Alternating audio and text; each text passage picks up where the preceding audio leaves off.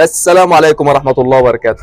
حافظ كام أغنية؟ كتير صح؟ ولو لقيت عربية معدية مشغلة أغنية على هواك على طول بلوتوث عقلك بيشبك وبتندمج وتغني وتكملها لآخرها وبتبقى مبسوط. هرمون السيروتونين بيضرب في عقلك واو مين حافظ الأغنية زي كده؟ ما بالك بقى لو حفظت كلام ربنا؟ انا مش قادر اقول لك عن كم السعاده اللي ممكن توصل لها وانت قادر تقول بسم الله الرحمن الرحيم. ويل لكل همزه لمزه الذي جمع مالا وعدده يحسب ان ماله اخلده كلا لينبذن في الحطمه وما ادراك ما الحطمه نار الله الموقده التي تطلع على الافئده انها عليهم موصده في عمد ممدده. شايف التناغم وكم التفاصيل العظيمه في كلام خالق الخلق؟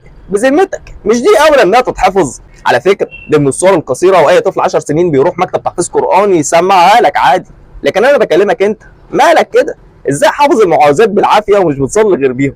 انت فين من القران؟ اعظم كتاب واعظم كلام ممكن تقراه في الدنيا، مش ناوي تنول شرف حفظك ليه ولو حتى ببعض الصور الصغيره؟ لو ربنا الهمك اللي قطعته وقدرت تحفظ اكتر واكتر ومال يا سيدي، انت اللي محتاج القران مش هو اللي محتاجك. وعن الرسول صلى الله عليه وسلم يمثل القرآن يوم القيامة رجل فيشفع لصاحبه.